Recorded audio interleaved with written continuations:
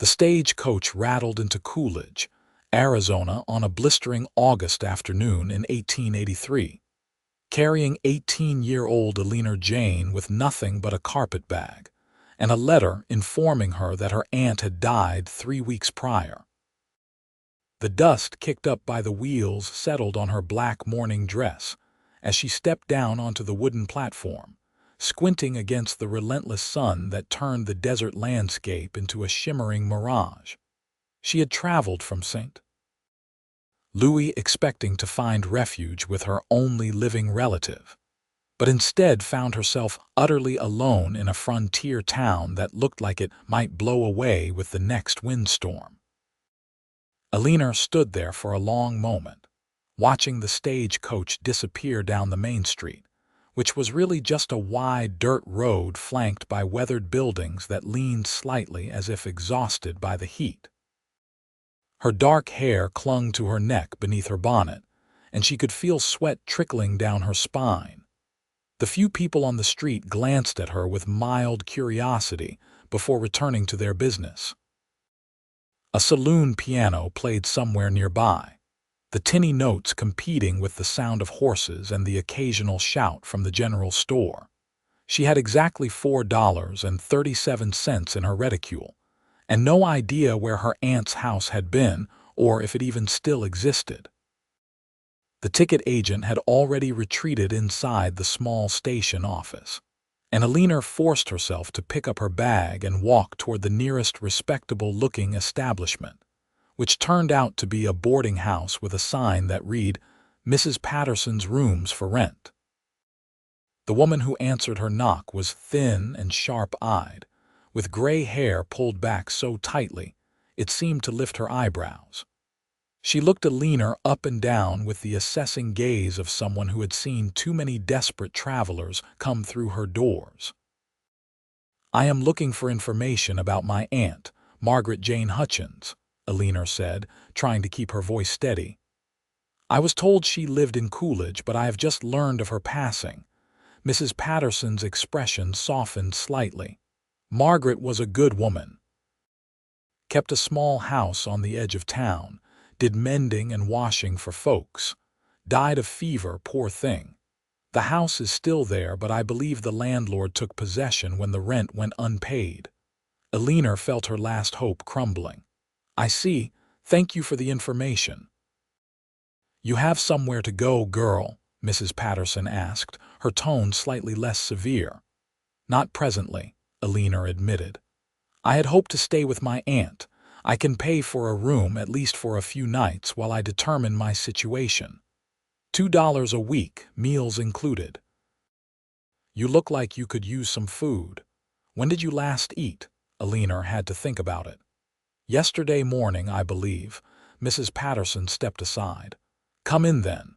You can pay me later tonight. Right now, you need to get out of this heat and have something substantial." The kindness nearly undid Eleanor's composure, but she blinked back the tears that threatened and followed the older woman inside. The boarding house was simple but clean, with whitewashed walls and simple furniture that had seen better days but was well maintained. Mrs. Patterson showed her to a small room on the second floor with a narrow bed, a washstand, and a window that looked out over the back garden where a few stubborn vegetables grew despite the harsh climate. After washing her face and hands, Eleanor joined Mrs. Patterson in the dining room where the older woman had set out cold chicken, bread, and preserved peaches. As Eleanor ate, Mrs. Patterson sat across from her with a cup of coffee. "You have people back in St. Louis?" she asked. "No, madam. My parents died of cholera 2 years ago. Aunt Margaret was my only family." "Can you do any kind of work?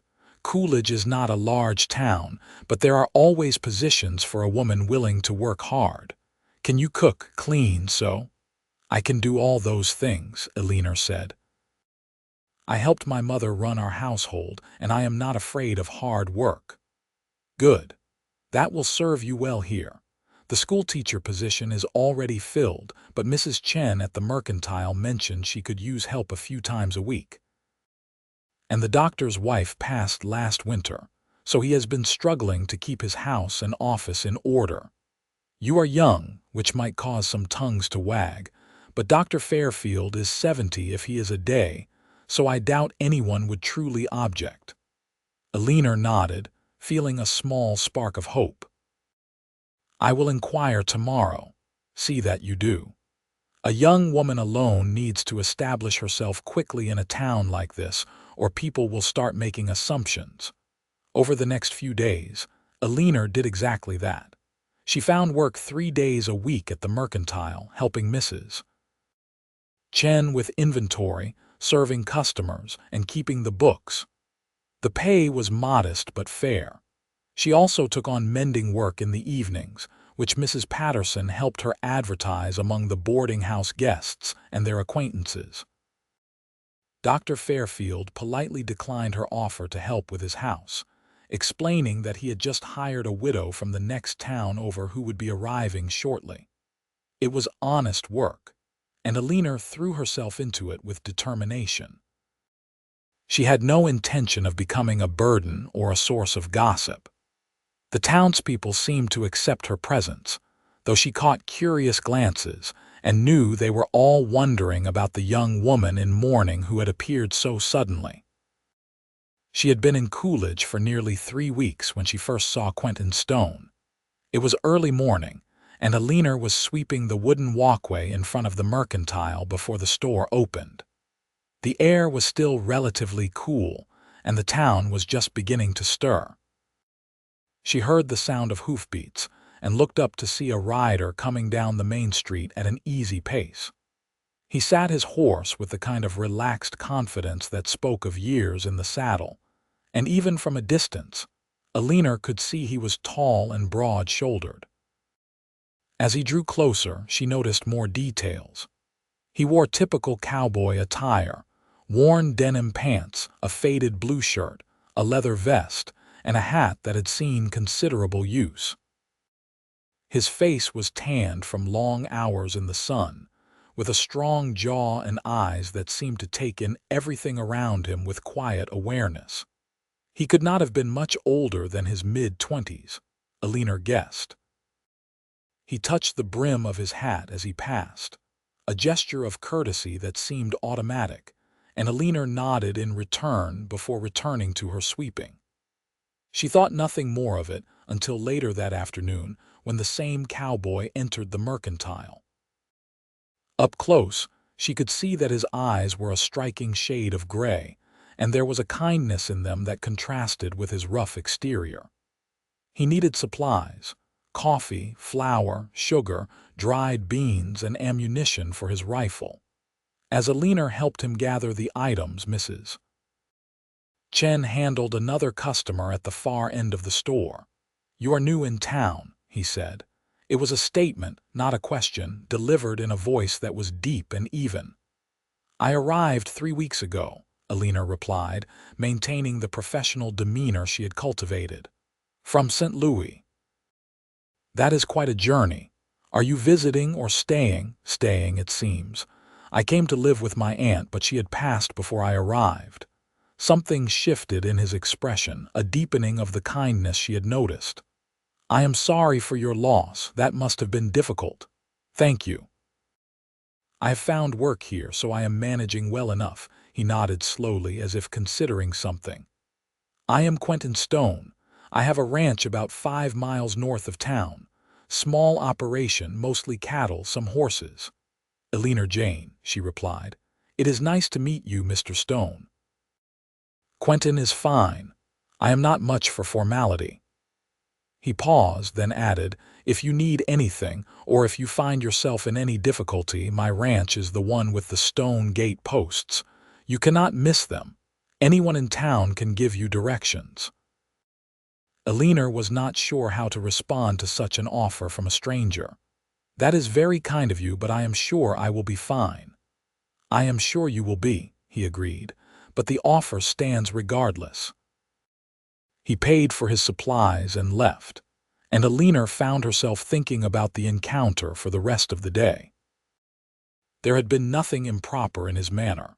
nothing that suggested anything other than genuine kindness. But it had been a long time since anyone had offered her help without expecting something in return. Over the following weeks, Quentin came to town regularly for supplies, and he always made a point to speak with Eleanor when she was working at the mercantile. Their conversations were brief and proper, usually about the weather, the state of the ranches in the area, or general news from town. Eleanor learned that he had inherited his ranch from his father 2 years prior and had been working hard to build it up. He lived alone, with only a hired hand named Miguel who helped during busy seasons. Mrs. Patterson noticed the cowboy's attention and mentioned it to Eleanor one evening as they sat on the boarding house porch, enjoying the slightly cooler air that came after sunset. "Quentin Stone is a good man," she said without preamble. "His father was well respected, and the son has the same character. He does not drink to excess, does not frequent the saloon girls, and he pays his debts on time." Eleanor felt her cheeks warm. "I have only spoken with him a few times, Mrs. Patterson. He has been kind, but nothing more." "I am not suggesting anything improper, girl. I am simply letting you know that if his attention continues, you need not worry about his intentions. There are men in this town I would warn you away from, but Quentin Stone is not one of them." "I appreciate that," Eleanor said quietly. In truth, she had thought about Quentin more than she cared to admit. There was something steady about him, something that made her feel safe in a way she had not felt since her parents died. But she was also practical. She was only 18, alone in the world, and could not afford to let romantic notions cloud her judgment. As summer gave way to fall and the brutal heat began to ease, Eleanor established a comfortable routine. She worked at the mercantile, took in mending, and saved every penny she could. She attended church on Sundays and participated in the occasional social gathering, though she was careful to maintain a respectable distance from any situation that might compromise her reputation. Quentin continued to visit town regularly, and their conversations grew longer and more personal. He told her about his dreams for the ranch, about the challenges of working the land in such an unforgiving climate. She told him about her childhood in St. Louis, about her parents and the life she had left behind. They discovered they both loved reading, though good books were hard to come by in Coolidge, and they both had a tendency to see the best in people even when it might not be warranted. It was October when everything changed. Eleanor was walking back to the boarding house after closing the mercantile one evening when 3 men stumbled out of the saloon, clearly drunk. She had learned to recognize the signs and usually gave such men a wide berth, but this time they were between her and her destination, and she had no choice but to continue past them. "Well, well," one of them said, his words slurred. "If it is not the little orphan girl." "Where are you going in such a hurry, sweetheart?" Eleanor kept her eyes forward and quickened her pace. "Good evening, gentlemen. Please excuse me." One of them moved to block her path, and Eleanor felt her heart begin to race. The street was not completely empty, but there were few people around, and those who seemed intent on minding their own business. "Now, do not be unfriendly," the man said. "We just want to talk to you. Pretty girl like you, all alone in town. You must get lonely." "I need to be on my way," Eleanor said firmly, trying to step around him. Another man caught her arm and she pulled away sharply. "Let me go."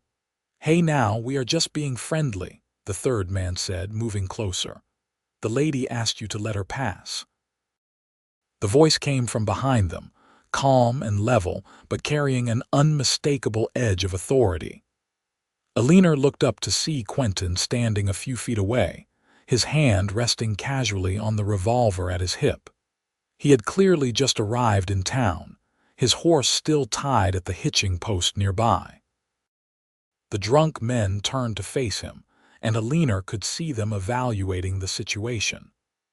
Quentin was taller than all of them, and despite his relaxed stance, there was something in his bearing that suggested taking him on would be a very bad idea. "This is not your concern, Stone," one of them said, but his bravado was weakening. "I am making it my concern. The lady wants to pass. You are going to step aside and let her do so." There was a long moment of tension, and then the men backed down, muttering among themselves as they moved out of the way. Eleanor wasted no time walking quickly past them, and Quentin fell into step beside her, not touching her but close enough that his presence was a clear deterrent to any further harassment. Neither of them spoke until they reached the boarding house. Eleanor turned to face him, her hands trembling slightly from the aftermath of fear and adrenaline. "Thank you," she said. "I do not know what would have happened if you had not arrived." "You do not need to thank me," Quentin said. "Are you all right?" "Yes, I am fine, just shaken."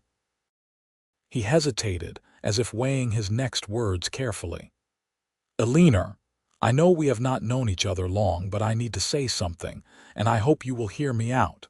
She nodded, her heart beating fast for an entirely different reason now.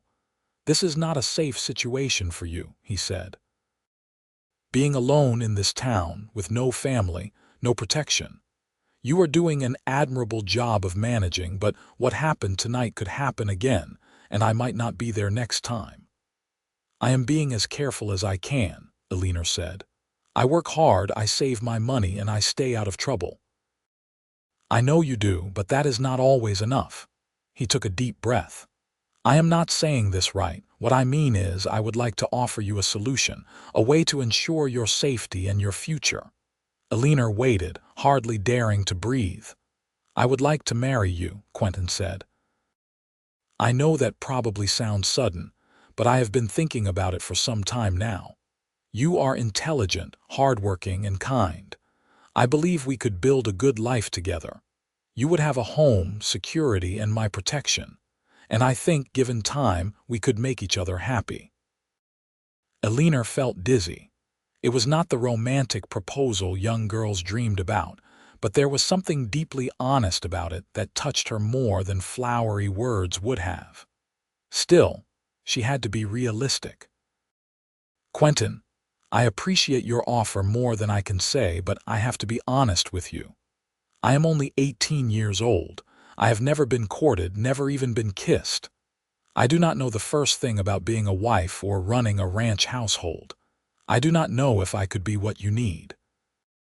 "You are young," he acknowledged. "Maybe too young to fully understand what marriage entails. But here is what I think. We can grow into it together. I am not looking for perfection, Eleanor. I am looking for a partner, someone I can trust and respect, someone I can build something with. Age is just a number, and maturity comes from experience, not birthdays. But what if I fail? What if I am not capable of being a rancher's wife? Then we will figure it out together," he said simply. "I am not asking you to be someone you are not. I am asking you to be willing to try, to learn, to grow alongside me. That is all any of us can do." Eleanor looked at him standing there in the fading light, this kind, steady man who had somehow become important to her in such a short time. She thought about her options: continuing to work at the mercantile, scraping by, always vulnerable and alone, or taking a chance on something that could give her not just security but possibly happiness. "I need time to think about this," she said finally. "It is a big decision." "Of course. Take all the time you need. But Eleanor, I want you to know something else. This is not just a practical arrangement for me. I care about you. I think I could come to love you given the chance, and I hope you might feel the same way about me someday." The sincerity in his voice made her throat tight with emotion. "I care about you too, Quentin, more than I probably should after such a short acquaintance." "Then that is a start," he said, and the small smile he gave her made her heart flutter. "Think about it and let me know. I will be in town again in a few days." He touched his hat and left, and Eleanor stood on the porch long after he had ridden away, her mind spinning with possibilities and fears and a strange, tentative hope. She spent the next 3 days in an agony of indecision. Mrs. Patterson, when Eleanor finally confessed what had happened, was surprisingly supportive. "I told you he was a good man," she said. "And he is right about your situation. You are vulnerable here, and that is not going to change unless something in your circumstances changes.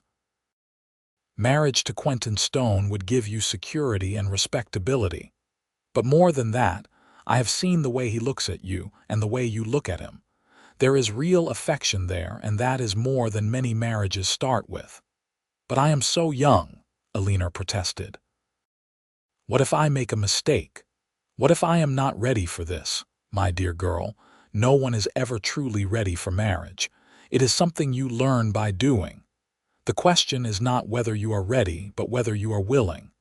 Are you willing to take a chance on this man, on this life?" Eleanor thought about it long and hard. She thought about Quentin's kindness, his patience, the way he spoke to her as an equal rather than as a child or a burden. She thought about the loneliness she felt every night in her narrow bed at the boarding house, and the bone-deep weariness of trying to survive on her own in an unforgiving world. But more than any of that, she thought about the way her heart lifted when she saw him, the way his presence made her feel safe and valued and seen. When Quentin returned to town 3 days later, Eleanor was waiting for him at the Mercantile. He came in during the afternoon lull when Mrs. Chen had gone home for dinner and Eleanor was minding the store alone. "I have thought about your proposal," she said without preamble, her hands clasped tightly in front of her. "And I want to say yes, but I need to be completely honest with you first." Quentin set down the supplies he had been examining and gave her his full attention. "I am listening." "I am scared," Eleanor admitted. "I am scared that I will disappoint you, that I will not know how to be a good wife, that I will fail at running a household or supporting you the way you need. I am scared that you will regret choosing someone so young and inexperienced." "Those are reasonable fears," Quentin said. "Can I tell you what scares me?" She nodded. "I am scared that I will not be able to make you happy. I am scared that you will wake up one day and regret leaving town, regret tying yourself to a struggling rancher who cannot give you the comfortable life you might have had elsewhere. I am scared that I will fail to protect you or provide for you the way you deserve." The honesty of his confession made Eleanor's eyes sting with tears. "So we are both scared." "Yes, but that does not mean we should not try. Being scared means we care about getting it right. And if we are both committed to working together, to being patient with each other and ourselves, I think we have as good a chance as any couple." Eleanor took a deep breath. "Then yes, Quentin, I will marry you. I cannot promise I will be perfect, but I can promise I will try my best."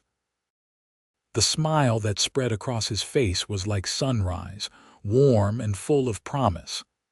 "That is all I could ever ask for. When shall we do this?" "You need time to prepare." "I have nothing to prepare," Eleanor said with a small laugh. "I have no family to invite, no trousseau to assemble. Whenever you are ready, I am ready." "How about Saturday? That gives us 4 days. We can be married by Reverend Thompson, have a simple ceremony, and then I will take you home to the ranch." Home. The word sounded strange and wonderful. Saturday sounds perfect. The next 4 days passed in a blur. Mrs. Patterson insisted on helping Eleanor make a new dress for the occasion, using fabric from the Mercantile that Mrs. Chen sold to them at cost. It was a simple design in a deep blue that brought out Eleanor's eyes, far more practical than a white gown but beautiful nonetheless. The other women at the boarding house contributed what they could. A pair of lace gloves that had belonged to someone's mother, a small bouquet of wildflowers that still bloomed despite the season, a borrowed hat with a bit of veiling. Quentin spent those days preparing the ranch house for her arrival. He cleaned every corner, repaired the loose board on the porch, even hung new curtains in the bedroom. He wanted her to feel welcome, wanted her to see that he was serious about making this a real home for both of them. Saturday dawned clear and mild, the kind of perfect autumn day that seemed designed for new beginnings. The ceremony took place in the small church, with only a handful of witnesses. Mrs. Patterson, Mrs. Chen and her husband, Miguel from the ranch, and a few other townsfolk who had become friendly with Eleanor during her time in Coolidge. Eleanor's hands shook as she stood beside Quentin in front of Reverend Thompson, but when she looked up at her soon-to-be husband, she saw such warmth and reassurance in his eyes that her nerves settled. They spoke their vows in steady voices, promising to love and cherish each other for as long as they both lived. When Quentin slipped the simple gold band onto her finger, Eleanor felt a surge of emotion so powerful it nearly overwhelmed her. They were married. After the brief reception at the boarding house, where Mrs. Patterson had laid out refreshments and the guests offered their congratulations, Quentin helped Eleanor onto his wagon, her few belongings already loaded in the back. As they drove out of town toward the ranch, Eleanor found herself filled with a mixture of excitement and trepidation. "Nervous?" Quentin asked, glancing at her. "A little," she admitted. "Everything is changing so fast." "We can take things as slowly as you need," he said. "I meant what I said about growing into this together. There is no rush for anything." The ranch, when they arrived, was both more modest and more beautiful than Eleanor had imagined. The house was small but well built, with a wide porch and a view of the desert stretching out toward distant mountains. There was a barn, a corral with several horses, and in the distance, she could see cattle grazing on the scrubby landscape. Quentin helped her down from the wagon and carried her bag inside. The interior of the house was simple. A main room that served as both kitchen and living space, with a large fireplace and a table with 4 chairs. There were 2 other doors, one leading to a bedroom and one to a small storage room. "It is not much," Quentin said, watching her face anxiously, "but it is solid and it is ours. We can make improvements over time." "It is wonderful," Eleanor said, and she meant it. There was something deeply appealing about the simplicity of it, the sense of honest work and genuine effort that had gone into every aspect of the place. "I can already see ways to make it more comfortable, little touches that will make it feel like home." Relief washed over his features. "I was hoping you would say that. I am afraid I am not very good at the domestic side of things. I can build and fix and work with the animals, but making a place feel like a home, that is something I have never quite managed on my own." They spent the rest of the afternoon with Quentin showing her around the property, introducing her to the horses, explaining his plans for expanding the herd and improving the grazing land. Eleanor asked questions and listened carefully, trying to absorb everything. She could see how much he loved this place, how much pride he took in the work he had done. As evening approached, Eleanor felt her nervousness returning. They had not discussed the sleeping arrangements, and she was acutely aware that she had no idea what to expect on her wedding night. Her mother had died before they could have that particular conversation, and Eleanor's knowledge of marital relations was limited to vague hints and whispered rumors. Quentin seemed to sense her discomfort. As they prepared a simple dinner together, he said casually, "I wanted to talk to you about something. I know we are married now, but I also know this has all happened very quickly. I do not want you to feel pressured about anything. The bedroom is yours for now. I have been sleeping there, but I can easily set up a bed in the storage room for myself. When you feel ready for more, you can let me know. There is no hurry." The kindness of it, the consideration, made Eleanor want to cry. "Thank you, Quentin. That means more to me than you know." "You are my wife," he said simply. Your comfort and happiness are my responsibility. I take that seriously." They ate dinner together, talking easily about small things, and Eleanor felt herself relaxing. This was going to work, she thought. They were going to be all right. That first night, Eleanor lay in the unfamiliar bed, listening to the sounds of the ranch. Wind sighing through the eaves, the distant call of a coyote, the soft movements of Quentin settling into his makeshift bed in the other room. She had expected to feel overwhelmed or frightened, but instead she felt a strange sense of peace. For the first time since her parents died, she was not alone. She was part of something, building toward a future rather than simply surviving day to day. The next weeks were a learning process for both of them. Eleanor threw herself into making the house a home, using the skills her mother had taught her and improvising when she encountered challenges she had never faced before. She learned to cook on the temperamental wood stove, to manage their limited supplies with careful planning, to make soap and candles and all the other necessities of ranch life. Quentin was patient with her mistakes and generous with his praise when she succeeded. He taught her about the ranch operations, showing her how to care for the chickens they kept for eggs, how to milk the cow, how to recognize when the weather was changing. He never made her feel foolish for not knowing things, and he was always willing to explain. In turn, Eleanor brought order and comfort to his life. The house became cleaner, brighter, more welcoming.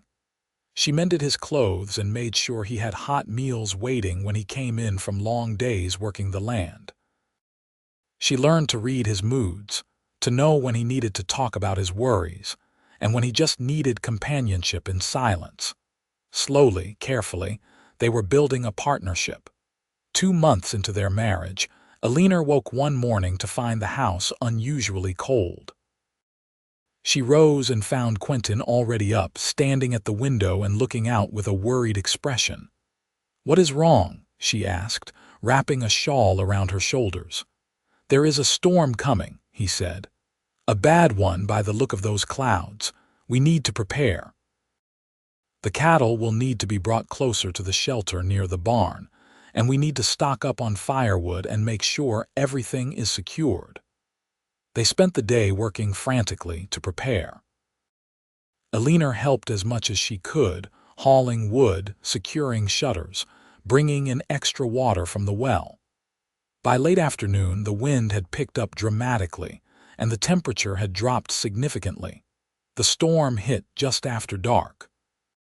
Rain lashed the house with violent force, and the wind howled like something alive and angry. Thunder cracked so loudly it rattled the windows, and lightning illuminated the landscape in brief, stark flashes.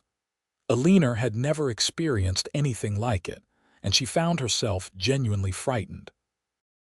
Quentin kept busy checking the house, making sure nothing was leaking or coming loose, but she could see the tension in his shoulders. This was the kind of storm that could destroy months of hard work, scatter the herd, damage buildings. They sat together by the fire, unable to do anything but wait it out. "Tell me about St. Louis," Quentin said, clearly trying to distract them both from the storm raging outside. "What was it like growing up in a city?"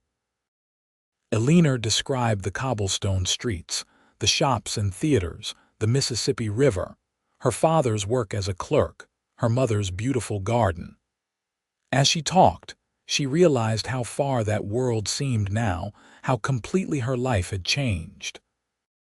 She had been a different person then, younger in more than just years, sheltered and naive about the realities of life. "Do you miss it?" Quentin asked. Eleanor considered the question carefully. "I miss my parents terribly.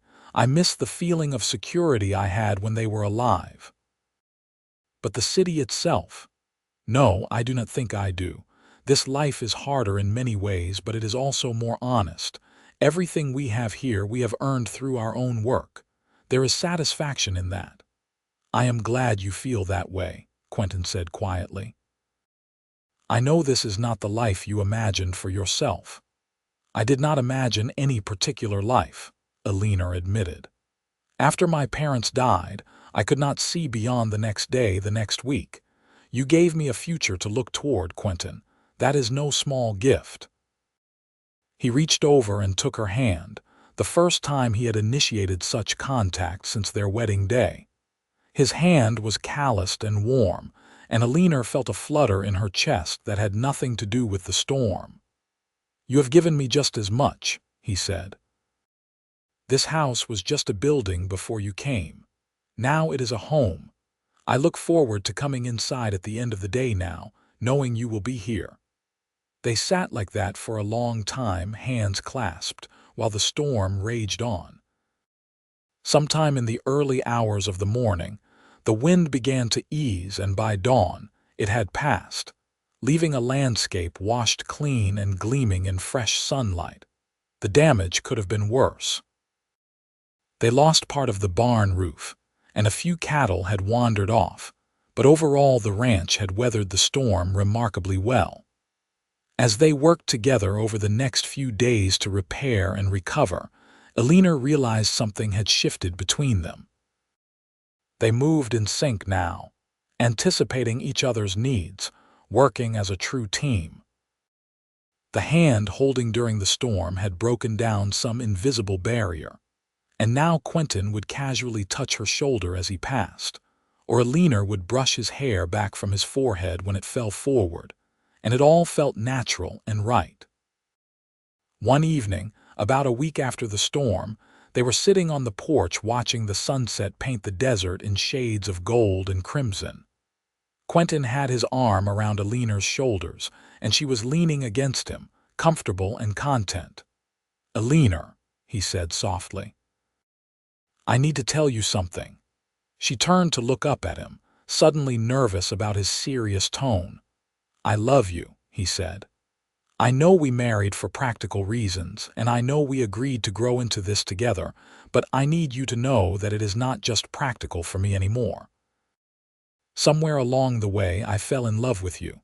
The way you hum while you cook, the way you frown when you are concentrating on mending, the way you laugh at my terrible jokes, all of it. I love you." Eleanor felt tears spring to her eyes. "I love you too," she whispered. "I think I have for a while now, but I was afraid to say it, afraid it was too soon, or that you did not feel the same way." "How could I not?" Quentin asked, cupping her face gently with his calloused hand. "You are the best thing that ever happened to me." He kissed her then, softly and sweetly, and Eleanor felt her whole world shift into place. This was what she had been missing, this sense of completion, of being exactly where she was meant to be. That night, Eleanor did not sleep alone. She went to Quentin's makeshift bed in the storage room and took his hand, leading him back to what would now be their shared bedroom. Their coming together was tender and gentle, Quentin patient with her inexperience, Eleanor trusting him completely. It was not perfect or practiced, but it was filled with love and care, and that made it beautiful. Afterwards, lying in Quentin's arms, Eleanor marveled at how much her life had changed in just a few months. She had arrived in Coolidge alone and grieving, with no prospects and no hope. Now she had a husband she loved, a home she was proud of, and a future bright with possibility. "We did it," she said softly. "We grew into it together just like you said we would." "We are still growing," Quentin replied, pressing a kiss to her forehead. "But yes, I think we are doing all right." Winter came to the Arizona desert, which meant cooler days and cold nights, though nothing like the snows Eleanor remembered from St. Louis. The ranch work continued, adjusted for the season, and Eleanor settled deeper into her role. She began to befriend the other ranch wives in the area, women who came from various backgrounds, but who all shared the common experience of carving out lives in this harsh but beautiful landscape. Mrs. Harriet Langley from the neighboring ranch took Eleanor under her wing, teaching her things about desert life that Quentin did not know. which plants could be used for medicine, how to preserve food through the hot months, where to find the best clay for making pots. Harriet was in her 40s, with grown children and decades of experience, and she seemed to find Eleanor's eagerness to learn refreshing. "You are young, but you are not foolish," Harriet told her one afternoon as they worked together making preserves from the prickly pear fruits they had gathered. "Some young brides come out here expecting the frontier to change to suit them. You understand that you need to change to suit the frontier. That wisdom will serve you well." Eleanor took the compliment to heart. She was determined to be a true partner to Quentin, to contribute equally to their shared life. She expanded the garden, started keeping records of their expenses and income, and learned to shoot a rifle well enough to defend the house if necessary, though she hoped that would never be needed. Christmas came, their first as a married couple. They had little money for gifts, but Eleanor knitted Quentin a warm scarf from wool she had spun herself, and he surprised her with a book he had ordered from a catalog, a collection of poetry that must have cost more than he could easily afford. They spent the day quietly at home, cooking a special meal and reading aloud to each other by the fire. "This is the best Christmas I have had in years," Quentin said as they settled into bed that night. "Maybe the best ever." "Better than when you were a child?" Eleanor asked, skeptical. "When I was a child, Christmas was about receiving things. Now it is about sharing life with someone I love. That is infinitely better." Eleanor kissed him, her heart full. "I feel the same way. I was so lonely last Christmas, missing my parents, uncertain about my future. This year, I have everything I need." As winter gave way to spring, Eleanor began to suspect she might be pregnant. She waited to be sure before saying anything to Quentin, but when 2 months had passed with unmistakable signs, she told him one evening after supper. His reaction was everything she could have hoped for. His face lit up with joy, and he swept her into his arms, holding her tightly but carefully, as if she were suddenly made of glass. "Are you sure?" he asked, pulling back to look at her face. "As sure as I can be without seeing a doctor." "But yes, I am quite certain. We are going to have a baby," he said wonderingly. "Eleanor, we are going to be parents. Are you happy about it?" she asked, suddenly worried. "I know we have not talked about children much." "Happy, Eleanor, I am overjoyed. This is everything I hoped for when I asked you to marry me. A family, a real family of our own." The pregnancy progressed smoothly, though Eleanor was often tired and occasionally sick during the early months. Quentin was hovering and protective, trying to prevent her from doing any heavy work, though Eleanor insisted she was not fragile and could continue with her normal routines, at least for now. Harriet Langley proved invaluable during this time, giving Eleanor advice about what to expect and how to prepare. She had delivered several babies herself and offered to attend Eleanor when her time came, since the nearest doctor was a full day's travel away and might not be available in time. As summer approached and Eleanor's belly grew round with their child, she and Quentin spent long evenings planning for the future. They talked about names, about what kind of parents they wanted to be, about the dreams they had for their son or daughter. "I want our children to know they are loved," Eleanor said one night as they lay in bed, Quentin's hand resting gently on her swollen belly. "I want them to feel secure and valued the way my parents made me feel." "They will," Quentin promised. "We will make sure of it. And we will teach them to be strong and capable, to work hard and treat others with respect. We will teach them that it is all right to be scared sometimes, but that fear does not have to stop you from doing what is right," Eleanor added, thinking of their own journey. The baby arrived on a sweltering August night, almost exactly 1 year after Eleanor had first arrived in Coolidge. The labor was long and difficult, and there were moments when Eleanor was certain she could not continue, but Harriet and Quentin were both there, supporting her, encouraging her, giving her the strength to push through. When the baby finally arrived, letting out a lusty cry that filled the small bedroom, Eleanor wept with relief and exhaustion and overwhelming love. Harriet cleaned the infant and placed him in Eleanor's arms. A boy. They had a son. "He is perfect," Quentin said, his voice choked with emotion as he gazed at the tiny person they had created. "Eleanor, he is absolutely perfect." They named him Thomas after Quentin's father and gave him the middle name Michael after Eleanor's father. Little Thomas Stone was healthy and strong, with a surprising amount of dark hair and eyes that would eventually settle into the same gray as his father's. The first months of parenthood were exhausting but wonderful. Eleanor had never been so tired in her life, but she also had never experienced such profound joy. Watching Quentin with their son, seeing this tough cowboy become gentle and patient with a helpless infant, made her fall in love with him all over again. Quentin threw himself into fatherhood with the same dedication he brought to everything else. He would walk Thomas around the porch when the baby was fussy, singing old cowboy songs in his deep voice until Thomas settled. He changed diapers without complaint and got up in the night to bring the baby to Eleanor for feeding. He was, Eleanor thought, exactly the kind of father she had hoped he would be. As Thomas grew from a tiny infant into a chubby baby who smiled and laughed and began to notice the world around him, Eleanor reflected on how much her life had changed in such a short time. 2 years ago, she had been living in St. Louis, still sheltered by her parents with no idea of the challenges that awaited her. 1 year ago, she had been alone and frightened, uncertain of her ability to survive in the world. Now she was a wife and mother, living on a ranch in the Arizona desert, stronger and more capable than she had ever imagined she could be. She had grown into her marriage, just as Quentin had promised they would.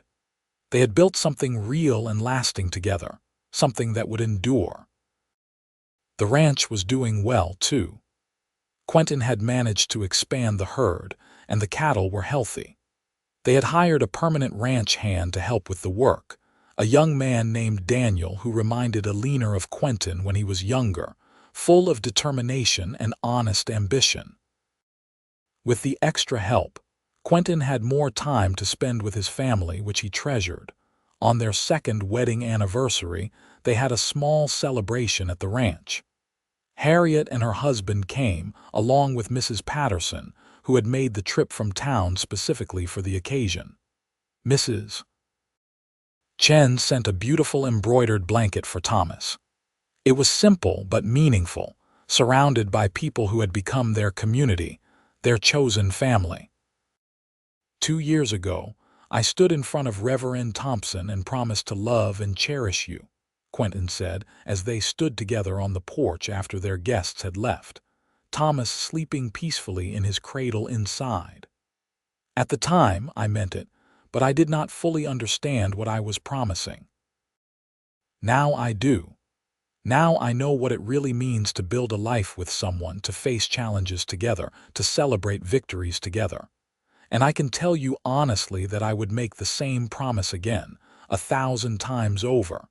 Eleanor blinked back tears. When you proposed to me, I was so scared. I thought I was too young, too inexperienced, too unprepared for marriage. But you told me we would grow into it together, and you were right. We did. We have. And I love the life we have built. It is not always easy, Quentin said. There are hard times ahead, I am sure. Droughts and storms and all the uncertainties of this life. But I am not afraid of those things because I know we will face them together. Together, Eleanor agreed, leaning into his embrace. Always together. As the months passed, Thomas continued to grow and develop, becoming more of a little person every day. He said his first word at 10 months. Appropriately enough, it was Papa, which made Quentin absurdly proud. He took his first steps just before his first birthday, toddling across the kitchen floor into Eleanor's waiting arms. Life settled into a comfortable rhythm. The seasons turned, each bringing its own challenges and rewards. There were difficult times. A drought one summer that forced them to sell part of the herd, a bout of illness that swept through the region and left Eleanor weak for weeks, the constant worry about money and weather, and all the uncertainties of ranching life. But there were far more good times. Evenings spent as a family, with Thomas playing on the floor while Eleanor sewed and Quentin carved small wooden animals for their son. Sundays, when they would go to town for church and stay for the community meal afterward, Thomas charming everyone with his infectious laugh and curious nature. Quiet mornings when Eleanor would wake to find Quentin already up with Thomas, showing him the horses or the chickens, patiently answering his endless string of questions as he got older and more verbal. When Thomas was 2 years old, Eleanor discovered she was pregnant again. This pregnancy was easier than the first, perhaps because she knew what to expect, or perhaps simply because her body had done this before. Quentin was just as attentive and excited, though he worried more this time, remembering how difficult Thomas's birth had been. But this baby, a girl they named Sarah Rose, came quickly and easily, arriving just after dawn on a cool November morning. She had Eleanor's dark hair and, as she grew, would develop Eleanor's warm brown eyes. Thomas was fascinated by his baby sister, wanting to help with everything and constantly asking when she would be big enough to play with him. With 2 children, the house suddenly felt smaller, busier, fuller of life. Eleanor and Quentin talked about adding another room, but that would have to wait until they had saved enough money. For now, they managed, with Sarah sleeping in a cradle beside their bed and Thomas in a small bed in the corner of the main room. Eleanor had never imagined she could be this happy. There were moments when she thought about her younger self, the frightened 18-year-old who had stepped off the stagecoach in Coolidge with no prospects and no hope, and she wished she could tell that girl that everything would be all right. Better than all right, actually. That girl had been so afraid of making mistakes, of not being good enough, of failing. She had not understood that life was not about being perfect, but about being willing to try, to learn, to grow. The children thrived. Thomas grew into a bright, energetic boy who loved helping his father with the ranch work and listening to his mother's stories. Sarah was quieter, more thoughtful, but with a stubborn streak that reminded everyone of Eleanor. Together, they filled the house with noise and laughter and the occasional tears, and Eleanor and Quentin could not have been more grateful. As the children grew older, Quentin began teaching Thomas how to ride, starting him on the gentlest mare and patiently showing him how to hold the reins, how to sit properly in the saddle, how to communicate with the horse. Eleanor watched from the porch, Sarah on her hip, her heart in her throat every time Thomas wobbled or looked uncertain. But Quentin was patient and encouraging, and Thomas's confidence grew with each ride. Sarah, at 4 years old, decided she wanted to learn to read. Eleanor had been teaching her letters and simple words, but Sarah's appetite for learning exceeded her mother's early lessons. Quentin ordered books from a catalog, children's stories and primers, and they spent evenings reading together as a family, Thomas and Sarah competing to see who could sound out more words. "We should think about school," Eleanor said one evening after the children were asleep. "Thomas will be 6 next year and he needs proper education. Sarah too when she is old enough." "There is a school in Coolidge," Quentin said, "but it is a long way for them to go every day." "Other families manage it," Eleanor pointed out. "The Hendersons bring their children in a wagon." "We could do the same, at least during good weather. In winter, maybe we could make other arrangements." They discussed it at length and eventually decided that when Thomas turned 6, They would start bringing him to school 3 days a week, with Eleanor supplementing his education at home the other days. It was not a perfect solution, but it was the best they could manage given their circumstances. The years continued to pass, each one bringing new challenges and new joys. The ranch slowly became more prosperous as Quentin's hard work and careful management paid off. They were able to add that extra room to the house, giving the children their own space. They bought better equipment, improved their breeding stock, and built a reputation for honest dealing and quality cattle. Eleanor became more involved in the community, helping to organize church socials and fundraisers for various causes. She used her education and natural intelligence to help other women with bookkeeping and letter writing, and she became known as someone who could be relied upon for good advice and practical help. Thomas grew into a responsible, hard-working boy who idolized his father and wanted to be a rancher just like him. Sarah revealed an artistic talent, drawing elaborate pictures of horses and desert landscapes that showed real skill. Both children were healthy, happy, and secure in their parents' love. On their 10th wedding anniversary, Quentin surprised Eleanor by taking her to dinner at the hotel in Coolidge, something they had never done before. Mrs. Chen agreed to watch the children for the evening, and Quentin hired a wagon so Eleanor could wear her best dress without worrying about the dust of the ride. Over dinner, they reminisced about their early days together. The awkwardness of those first weeks of marriage, the slow building of trust and affection, the moment when they had both realized they were truly in love. They talked about Thomas's birth, about Sarah's arrival, about all the small and large moments that had made up their decade together. "Do you remember what you said to me that night I proposed?" Quentin asked, holding her hand across the table. "You said you were too young to understand marriage." "I remember," Eleanor said, feeling a blush rise to her cheeks. "I was so uncertain, so afraid of not being enough. And I told you we would grow into it together. I think we have done that, do not you?" "We absolutely have," Eleanor agreed. "I am not the same girl who stepped off that stagecoach. I have grown in ways I never imagined possible. And you have been beside me every step of the way, patient and kind and steadfast. You have changed too, you know," Eleanor continued. "You are more open now, more comfortable showing affection and talking about feelings. You have become an amazing father, so gentle and patient with the children. You have grown just as much as I have." "That is what marriage is supposed to be, I think," Quentin said thoughtfully. "Not two people who are already perfect, but two people who are willing to help each other become better, who choose each other every day through all the changes and challenges." "I choose you," Eleanor said softly. "Every day I choose you."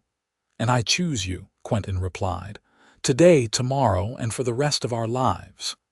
The evening was perfect, a rare moment of quiet romance away from the demands of ranch life and parenting. When they returned home, they found the children asleep and the house peaceful. They stood together on the porch, looking out at the land they had built their life on, and Eleanor felt a profound sense of gratitude for everything they had created together. Life continued its steady rhythm. Thomas turned 10, then 12, becoming more capable and taking on more responsibility around the ranch. Sarah developed a love of music and convinced her parents to order a small piano from a catalog, paying for it with money she had earned selling her drawings to people in town. Eleanor taught her what she remembered from her own childhood lessons, and Sarah's natural talent blossomed. When Eleanor was 31 and Quentin 37, they were surprised to find themselves expecting another child. They had assumed their family was complete with 2 children, but this unexpected blessing was welcomed with joy. The children were excited about having a new sibling, Thomas taking his role as oldest very seriously, and Sarah, already planning how she would help care for the baby. This time, the baby was another boy, born healthy and strong in the spring of 1896. They named him James, and he quickly showed himself to have a personality entirely his own, more boisterous than either of his siblings had been, with an adventurous streak that kept Eleanor constantly alert. The older children adored their baby brother. Thomas, now 13, was protective and responsible, helping his father with the ranch work, but always making time to play with James. Sarah, at 11, loved singing to the baby and making him laugh with silly faces and games. Eleanor sometimes felt overwhelmed by the demands of 3 children, the ranch work, and the household responsibilities, but she also felt deeply fulfilled. This was the life she had chosen, the life she and Quentin had built together, and she would not trade it for anything. As the turn of the century approached, bringing with it changes and modernizations even to remote places like Coolidge, Eleanor reflected on how far they had all come. The frightened 18-year-old girl who had arrived in town with nothing was now a confident 32-year-old woman with a husband who adored her, 3 healthy children, a successful ranch, and a place in the community. Do you ever wonder how different your life might have been if you had not come to Coolidge? Quentin asked her one evening as they sat on the porch, watching the sunset while James napped, and the older children did their homework inside. Sometimes, Eleanor admitted. But I cannot imagine any other life now. This is where I was meant to be. You are who I was meant to be with. Even though you were so young when we married. Do you ever wish you had waited, had more time to be independent? Never, Eleanor said firmly. You were right about what you said all those years ago. I was young, maybe too young to fully understand what marriage meant, but we grew into it together, and that made all the difference. We learned together, changed together, built this life together. I would not change a single thing about our journey. Quentin pulled her close, and they sat in comfortable silence, watching the Arizona sun paint the sky in brilliant colors. They had weathered storms, both literal and metaphorical.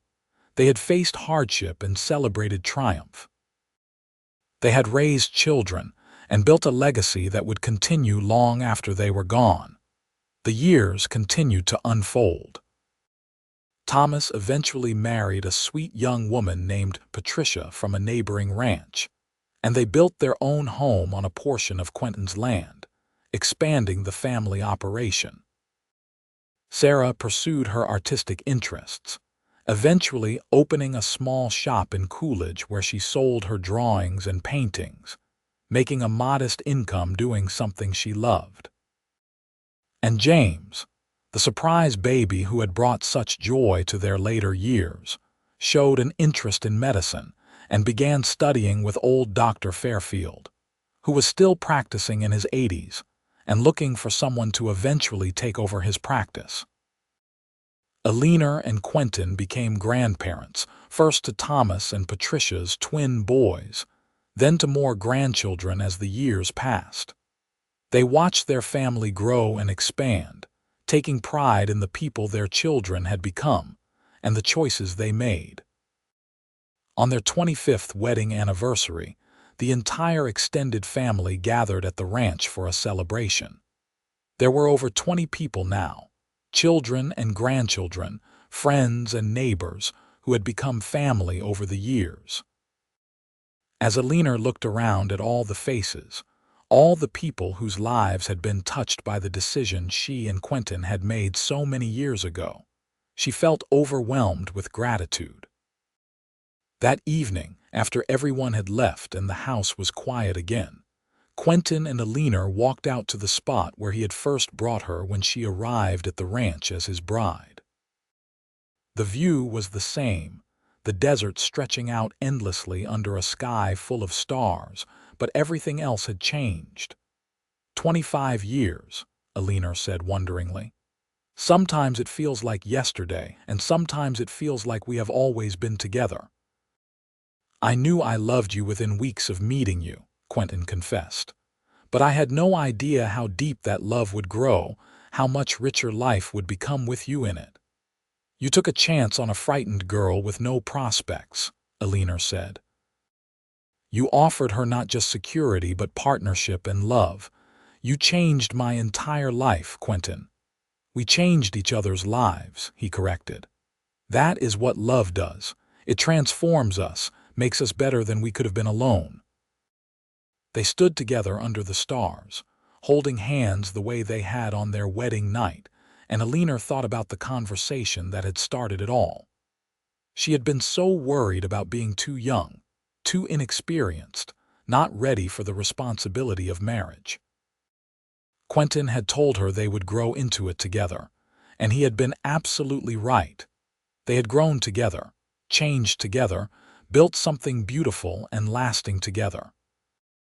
They had faced challenges that might have broken a weaker couple, but their commitment to each other and their willingness to communicate, to compromise, to always choose love, had seen them through everything. As they walked back to the house, Eleanor realized that this was what happily ever after really looked like. Not a fairy tale ending where everything was perfect, but a real life filled with love and hard work and commitment. A life where two people chose each other every single day, through joy and sorrow, through triumph and difficulty, through all the ordinary and extraordinary moments that made up a marriage. The years continued to pass, as years do. Quentin's hair turned silver, and Eleanor developed lines around her eyes from decades of squinting against the bright desert sun and smiling at her family. Their bodies moved more slowly, but their love remained strong and true. They watched their grandchildren grow, taught them about the ranch and the land, shared stories of the early days when they had been young and uncertain, building something from nothing. The grandchildren loved these stories, especially the romantic tale of how their grandparents had met and fallen in love. When Eleanor was 50 and Quentin 56, they finally sold the ranch to Thomas and Patricia, keeping a small portion of the land where they built a modest house for their retirement. They had worked hard for over 30 years, and it was time to let the younger generation take over. But they remained involved, offering advice when asked and helping out during busy seasons. Retirement suited them. They had time now for the things they had always been too busy for. Leisurely rides across the desert, long afternoons spent reading together, trips to visit Sarah and James and their families. They attended church socials and community events, enjoying their status as respected elders of the community. On quiet evenings, they would sit on their porch and reminisce about their journey together. They talked about the early days of their marriage, laughing at how awkward and uncertain they had been. They remembered the births of their children, the challenges of raising them, the pride they felt watching them become good, capable adults. They celebrated the successes and acknowledged the difficulties, recognizing that both had shaped them into who they were. "I have been thinking about something," Eleanor said one evening as they watched the sunset, a ritual they had maintained for decades. "About what you told me the night you proposed." "What is that?" Quentin asked, though he probably knew where she was going. "You said we would grow into marriage together, and we did, but the growing never stopped, did it?" "We are still growing, still changing, still learning about each other and ourselves. I do not think it ever ends, not as long as we are both alive and committed to this journey." "You are right," Quentin agreed. "Love is not static. It evolves and deepens over time, shaped by everything we experience together. The love I feel for you now is so much richer and more complex than what I felt when we first married. It contains all those years of shared life, all those memories, all those choices we made together." "I could not have asked for a better partner," Eleanor said, tears gathering in her eyes. "You have been everything I needed, everything I dreamed of and so much more." "The feeling is entirely mutual," Quentin replied, taking her hand and bringing it to his lips. "You made my life complete, Eleanor. You gave me a family, a home, a reason to get up every morning. You are the best decision I ever made." They sat in comfortable silence. Two people who had spent over 35 years learning to read each other's moods and thoughts, who could communicate volumes without saying a word. The Arizona sunset painted the sky in brilliant shades of orange and pink and purple, the same colors they had watched together countless times over the decades. As the stars began to emerge, Eleanor thought about the girl she had been when she first arrived in Coolidge. That girl had been terrified of making mistakes, of not being good enough, of failing at the enormous responsibility of marriage. She had felt too young, too unprepared, too uncertain. But Quentin had seen something in her that she had not seen in herself. He had seen strength and intelligence and the capacity for deep love. He had been willing to take a chance on her, to invest in their future together, to be patient while she found her footing. And in return, she had given him everything she had: her whole heart, her complete loyalty, her unwavering commitment to their partnership. Together, they had created something that would outlast them both. Their children and grandchildren would carry forward the values they had instilled: hard work, honesty, compassion, and the understanding that love was not just a feeling but a choice you made every single day. The ranch would continue under Thomas's capable management, a testament to everything they had built. When Eleanor was 63 and Quentin 69, he became seriously ill. The doctors said it was his heart, weakened by decades of hard physical labor and the natural effects of aging. Eleanor nursed him through the worst of it, refusing to leave his side, just as he had remained beside her through every challenge they had faced. He recovered, but they both knew he was living on borrowed time now. Rather than letting that knowledge make them sad, they chose to treasure every moment they had left together. They made sure to tell each other, "I love you," every single day, multiple times. They spent time with their children and grandchildren, creating memories that would last beyond their years. They wrote letters to each of their descendants, sharing wisdom and stories and love. On their 42nd wedding anniversary, surrounded by their entire family at Thomas and Patricia's ranch house, Quentin stood up to make a toast. His hair was completely white now, his face deeply lined, but his gray eyes were still sharp and full of love as he looked at Eleanor. 42 years ago, he began, his voice still strong despite his age, I asked a very young woman to marry me. She told me she was too young to understand marriage, and she was probably right. But I told her we would grow into it together, and that is exactly what we did. We grew together, changed together, built a life together that exceeded anything I could have imagined. He turned to face Eleanor directly. You have been my partner, my lover, my best friend, and the mother of my children.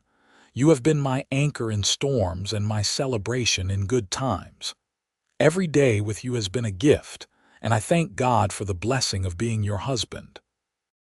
There was not a dry eye in the room as Eleanor stood and embraced him, and their children and grandchildren applauded. It was a perfect moment, a celebration of a love that had endured for over 4 decades, that had created a legacy of family and commitment and steadfast devotion. Quentin passed away peacefully in his sleep 2 years later, at the age of 71, with Eleanor holding his hand. She was devastated by the loss, as anyone would be after losing a partner of 44 years, but she was also grateful. Grateful for every moment they had shared, for the family they had created, for the life they had built from nothing but determination and love. She lived for another 12 years, spending her remaining time with her children and grandchildren, watching the family continue to grow and thrive. She told stories about Quentin, making sure the younger grandchildren who had not known him well understood what kind of man he had been. She shared the lessons they had learned together about love and commitment, and the importance of choosing your partner every single day. When Eleanor passed away at the age of 79, surrounded by her loving family, her last words were about Quentin. "Tell him I kept my promise," she whispered to Sarah, who was holding her hand. "Tell him I loved him every day just like I said I would." She was buried beside Quentin on a hill overlooking the ranch they had built together. The marker read, "Eleanor Stone, beloved wife, mother, and grandmother, she grew into love and never stopped growing." Their story became a family legend, passed down through generations. The great-grandchildren and great-great-grandchildren heard about the young woman who arrived in Coolidge with nothing, and the kind cowboy who offered her not just security but partnership and love. They learned about how two people who started as practical allies grew into soulmates, how commitment and patience and daily choices built something that lasted a lifetime and beyond. The ranch continued to thrive under the management of Thomas's sons, and eventually his grandsons. The family remained close, gathering regularly to celebrate holidays and milestones, always remembering the foundation that Quentin and Eleanor had built.